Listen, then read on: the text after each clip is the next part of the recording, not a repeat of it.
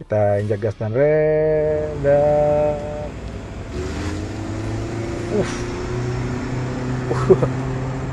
tarikan dari torsi listriknya ya membantu. Kita lihat tuh di speedometer dan 100. Halo guys, welcome back to CVT Indonesia bersama kami Reza Rever. Di sebelah kami adalah mobil yang sangat excited banget dari Toyota. Yes, akhirnya Toyota Yaris Cross masuk ke Indonesia, tapi tampangnya berbeda dengan model global ya. Beda, dia disesuaikan dengan selera Indonesia. Karena ya nggak cuma kami yang bilang desainnya lebih baik dibandingkan dengan yang versi global. Kami cek di komen-komen kami juga bilang bahwa yang varian yang masuk ke Indonesia yang sudah disesuaikan ini juga kalian lebih suka ternyata secara desain. Oke, so tanpa berlama-lama, ini dia CVT Review Yaris Cross.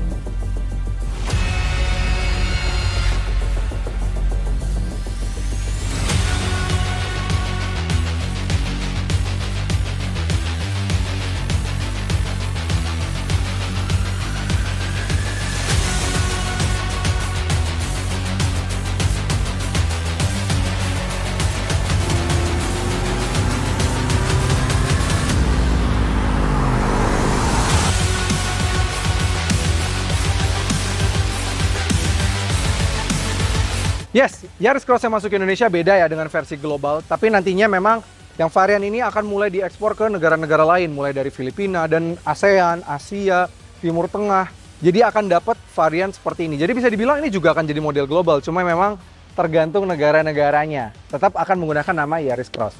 Dan akhirnya juga Yaris Cross ini harga resminya sudah keluar. Dan mulai harganya tuh dari 300 jutaan sampai 449 untuk yang varian yang di sebelah kami ini. Varian S Hybrid GR Accessories. Jadi dia dapat aksesoris GR ya sampai di belakang, body kit ini yang menjadi pembeda. Kami nggak terlalu mau detail soal desainnya ya, karena memang kami sudah bahas, videonya ada di sini, kami bahas. Paling kami pengen mempoint out beberapa poin-poin penting seperti desain depannya nih menurut kami tajam, bagus banget, dan bahkan bisa dibilang ini kayak baby RAV4. Dan bahkan waktu video peluncuran aja RAV4 itu muncul dari sebelah kiri ya.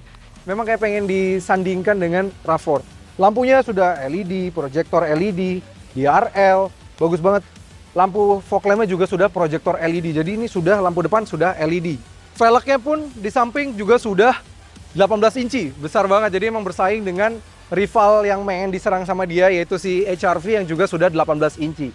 Yes, dia berada di kelasnya HR-V, Grand Vitara, Creta, dan nanti dari Mitsubishi juga ada SFC. Jadi ini kelas ini lagi padat-padatnya di tahun ini. Lagi muncul yang baru terus, gitu.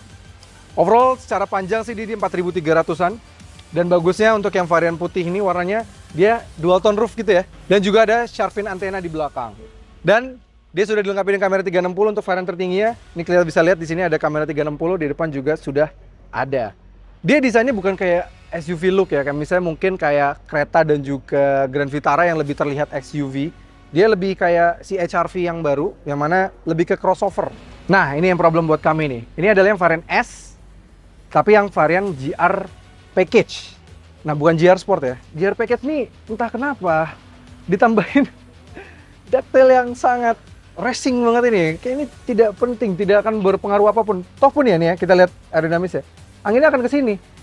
Gak ke bawah sini terus gini lagi. Kecuali memang gak ada ini, bener nih, dilempar ke sini ya. Ini sangat gabut. Ini cuma buat styling, bener-bener tidak berpengaruh apapun. Tapi at least lampu semua sudah LED di belakang sini, jadi bagus lah at least ya desainnya. Dan overall kesannya tuh kalau dari belakang kesannya kayak kecil gitu nih mobilnya. Tapi kemarin kami sempat dijajari sama HR-V yang lama yang kesannya lebih membulat besar gitu ya. Itu malah terkesan besar nih mobil ini. Dan untuk urusan bagasi, untuk varian S yang GR Package ini sudah juga pakai power tailgate. Jadi sudah lengkap banget kalau dibandingin sama beberapa rivalnya yang harga belum sampai 500 juta.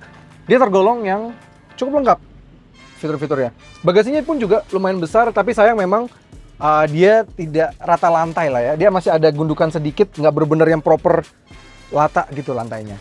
Tapi oke lah, masih besar nih kalau dibandingkan dengan Grand Vitara yang kecil banget menurut kami, atau CX-3 gitu ya, dan Nissan Kicks.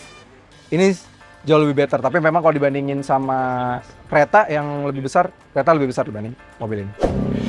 Nah, ini dia interiornya. Interiornya tuh surprisingly, walaupun dari luar tuh kesannya compact ya, tapi di dalam tuh rasanya lapang gitu. Itulah kehebatan dari DNGA ya, dia bisa membuat sebuah mobil compact tapi rasanya lapang gitu. Ini sih nggak cuma kami yang tingginya standar nasional orang Indonesia yang 175 cm.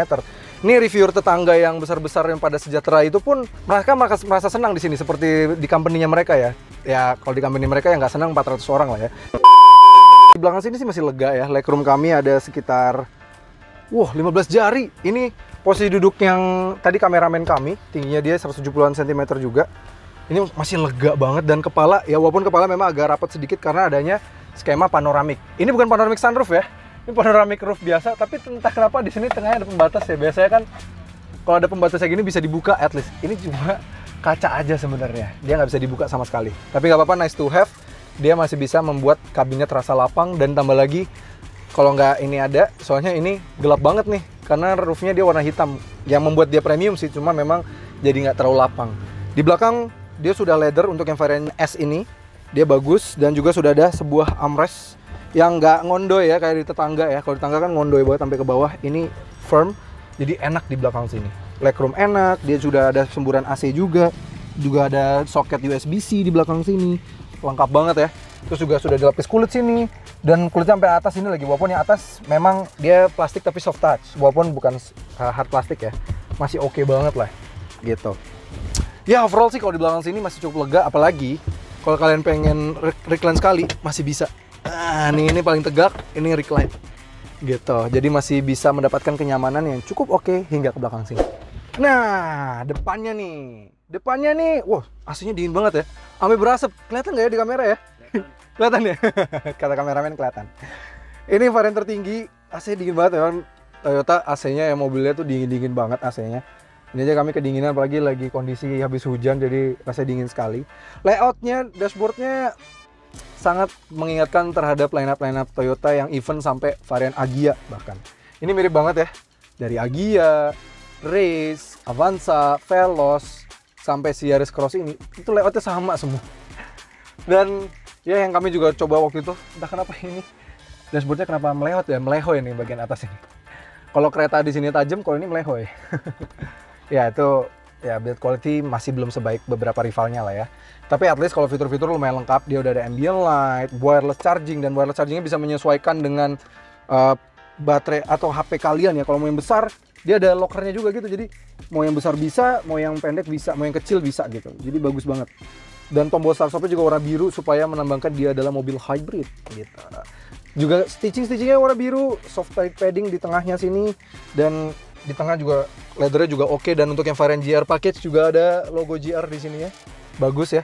Dan speedometernya sudah digital, dan digital speedometernya ini juga lumayan lengkap ya. Kita bisa melihat banyak banget informasi dari sini, melihat energy flow, terus trip time, average fuel consumption, range, terus juga dia mau lihat driving assistance, terus juga mau lihat energy flow-nya juga bisa lihat, bisa kelihatan jam juga. Ini banyak banget, dan warning-warningnya, terus juga bisa pengaturan desain dari speedometernya juga ada beberapa nih, ada display 1, 2, wah, terus ada 3, ada 4 desainnya. Dan menurut kami keren-keren semua sih. Kalau kami sih paling suka display 1 ya, desain 1 ini paling kayak futuristik gitu, agak beda. Tapi memang secara grafik mirip banget sama punya Race ya, gitu. Lihat apa AC-nya sudah auto climate control lengkap, tapi belum dual zone. Dan semburannya masih hanya ada ke kepala sama ke kaki saja, belum lengkap guys, gitu. Sayang banget, tapi at least ada rear defogger lah ya. Dan dia paling rendah itu temperaturnya di 17,5, paling tinggi di 28 derajat gitu. Ya cukup oke lah ya AC-nya. Tuas transmisinya wah mirip banget sama Race, Avanza dan kawan-kawannya, dan Veloz ya. Mirip banget, dan tuas active parking brake-nya juga sama Avanza dan kawan-kawan. Di sini ada 2 cup holder yang cukup dalam dan sebuah armrest yang cukup narrow ya, dia nggak terlalu dalam nih, cuma segini aja. Gitu. Oke. Dia juga ada tombol untuk kamera 360 karena sudah dilengkapi dengan kamera 360 dan kualitas kamera 360 mirip dengan Veloz. Dan di sini untuk yang varian GR package juga sudah dapat kamera DVR gitu. Oke, kita lihat bagian mesinnya apa aja yang beda dan habis itu kita rasakan rasa berkendaranya. Nah, ini nih yang menarik. Bagian mesinnya. Karena kemarin ya ada beberapa simpang siur informasi ternyata ini bukan series hybrid, ternyata parallel hybrid masih sama.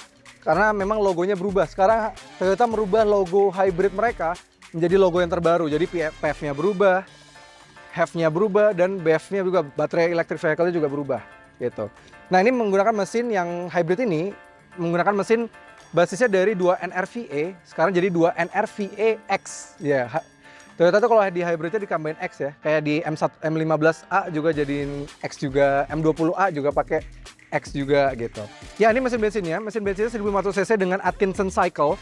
Jadi tenaganya sekarang kalau mesin bensinnya tok itu belum dikombine, jadi cuma di 91 PS dan torsinya di 121 Nm.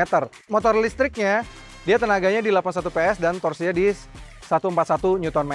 Itu yang varian hybrid. Kalau yang varian biasa 1500 106 PS dan torsinya 138 ya, karena memang sama persis dengan di Avanza, Veloz, dan juga Xenia. Unik ya, baterainya memang kalau dibandingkan dengan rival-rivalnya tergolong kecil banget. Biasanya kalau mesin-mesin hybrid gitu at least 1 kWh gitu ya. Ini baterainya hanya di 0,7 kWh saja. Cukup kecil sebenarnya. Tapi kita lihat apakah baterai dari hybrid itu yang kecil itu berpengaruh. Let's go. Kita coba aja rasa berkendaranya. Yes, akhirnya kami diberikan kesempatan untuk merasakan the new Toyota Yaris Cross yang varian S GR package. Oke, gimana rasa berkendara dari mobil ini? Kalau posisi duduk, ya dia kayak sebuah crossover ya. Nah, dia nggak yang tinggi gitu ya. Dia memang raised up. Kalau dibandingkan dengan mobil-mobil berbasisnya dia kan di NGA lainnya, dibanding Veloz, dibanding Avanza, race pun sekalipun dia malah lebih tinggi. Ini dia pengatur kursi sudah elektrik. Ini udah paling rendah nih kami set. Tapi tetap dia masih tinggi, dia bisa kita tinggi, tapi memang tidak seperti Grand Vitara yang mana kita bisa melihat ujung dari hoodnya, nggak bisa kelihatan itu, jadi dia langsung turun ya hoodnya, tipikal crossover. Nah, gimana soal bandingan suspensinya? Bandingan suspensi dari tadi kami melewati ini ya, speed bumps jahanamnya BSD yang memang terkenal, tajam-tajam. Kami baru beberapa waktu lalu merasakan Suzuki Grand Vitara, harus diakui, kalau dibandingkan dengan Grand Vitara ini kalah empuk. Nah, kalau dibandingin sama Alphaz gitu ya. Di kelas ini tuh ada Kicks juga. Dia masih lebih better. Dia bandingan suspensinya lebih refine dibandingkan dengan 2 pesaingnya tersebut. Dibandingkan dengan Avanza juga, dia yang sama-sama di NGA juga, dia lebih better. Tapi kalau dibandingin sama HR-V, Grand Vitara dan juga Creta, masih kalah. Di kelas ini menurut kami yang paling nyaman sekarang Grand Vitara sih, bandingan suspensinya paling oke. Tapi yang kami salut adalah setirnya. Setir dari mobil ini power steeringnya lebih rapat ya, tidak seperti tipikal di NGA yang mana ada lag-nya dulu baru dia belok gitu ya. Feedbacknya jauh lebih baik dibandingkan dengan di NGA lainnya. Dia lebih enak, lebih menyenangkan gitu ya. Tapi memang belum sampai setaraf Agya yang GR ya. Agya yang GR tuh lebih rapat lagi power steeringnya. Ini masih ada sedikit tapi udah oke banget, refine banget ini setirnya. Setirnya menyenangkan sih. Zigzag juga enak, belok-belok juga menyenangkan mobil ini. Jadi enak dan handlingnya jadi bagus. Karena tadi kami bilang bahwa mobilnya kan pipih gitu ya. Dimensinya juga tergolong compact, bukan yang kayak bentuknya SUV seperti Creta dan juga Grand Vitara gitu ya. Jadi kalau misalnya kita berbelok cepat seperti ini, ya kita pakai belokan yang sama dengan Grand Vitara kemarin.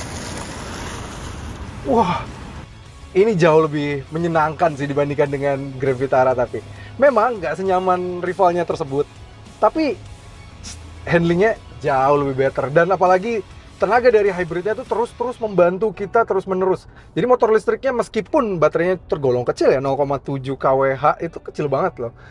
Saat rival-rivalnya minimal baterainya 1 kWh gitu ya. Saudaranya sendiri aja di 1,5an, terus ada 1,8, terus juga ada rivalnya Nissan Kicks di 2,5 baru improve.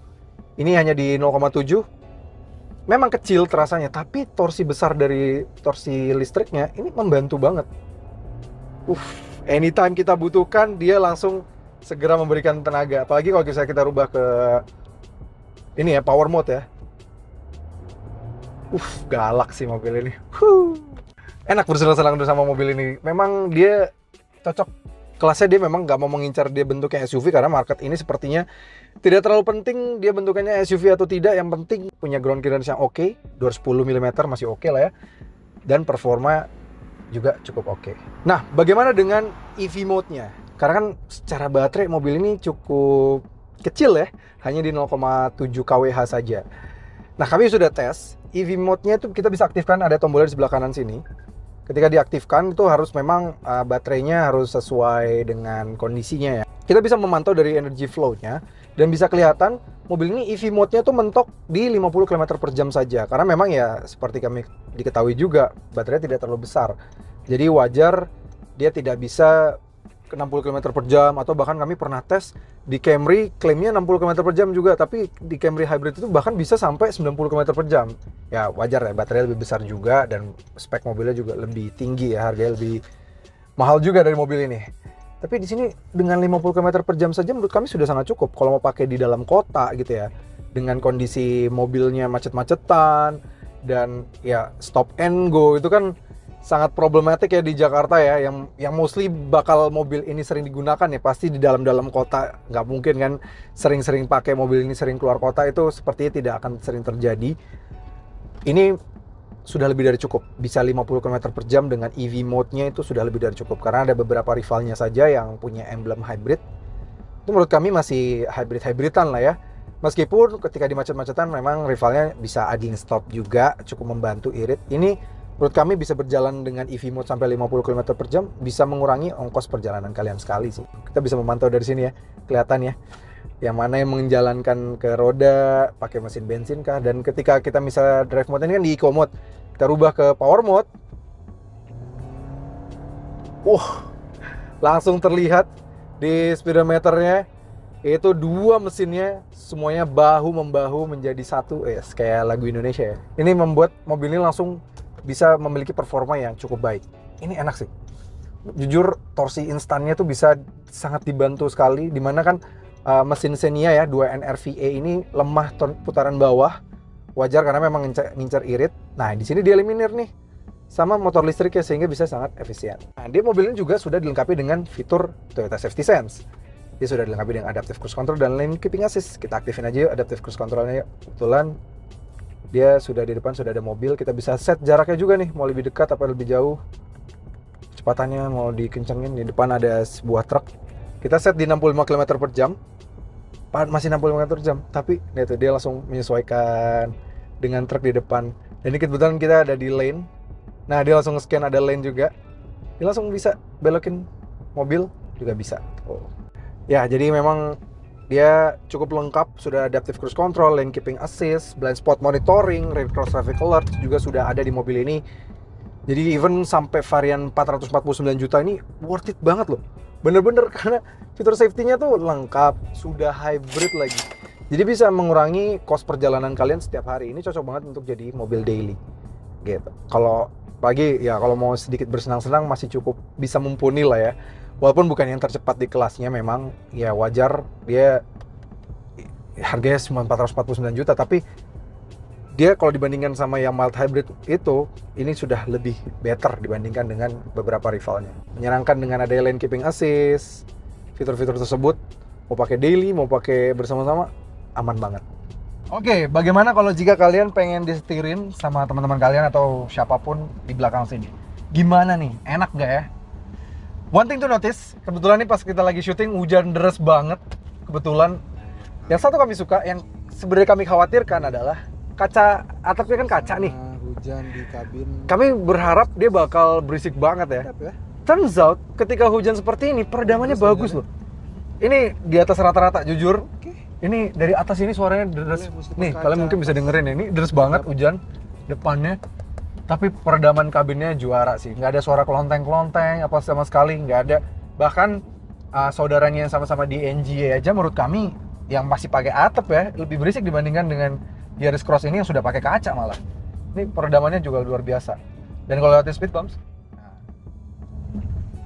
Ya jujur memang dia bukan yang paling nyaman di kelasnya. Tapi yang kami suka adalah peredaman kabinnya, apalagi pas hujan deras seperti ini. Luar biasa sih. Overall sih di belakang sini masih cukup menyenangkan, dan apalagi suara kedapnya juga memberikan gambaran bahwa mobil ini adalah mobil yang cukup premium. Meskipun harganya tergolong terjangkau untuk mobil full hybrid. Oke, kita coba sekarang akselerasi 0-100 dari mobil ini. Kita rubah dulu ke drive mode yang power, ya. Kita injak gas dan rem, dan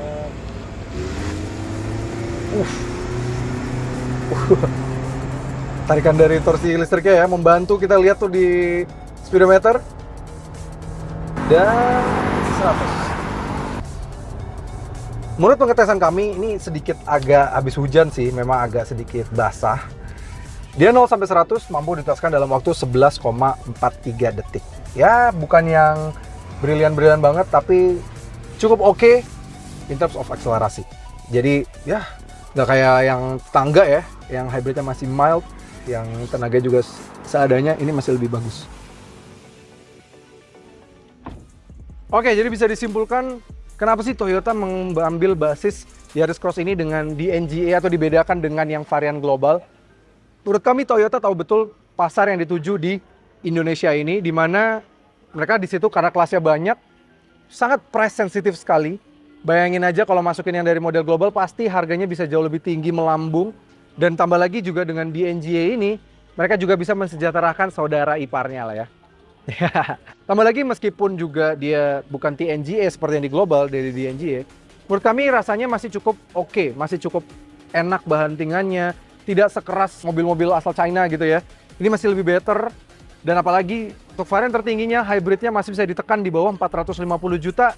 Itu membuat saudaranya asal Jepang yang juga pakai hybrid yang harga tembus 500 juta terasa kemahalan. Ya, oke, itu dia kesimpulan dari kami review dari Toyota Yaris Cross terbaru ini. So, kalau kalian suka video ini, jangan lupa like video ini, subscribe ke channel YouTube CVT Indonesia, dan nyalakan lonceng notifikasi. Main juga ke Instagram kami di @cvt.indonesia. Dan bagi kalian yang tertarik untuk meminang Yaris dan Toyota lainnya, bisa melalui website kami di cvtindonesia.co.id. Oke, kami Reza Rever, kami pamit undur diri.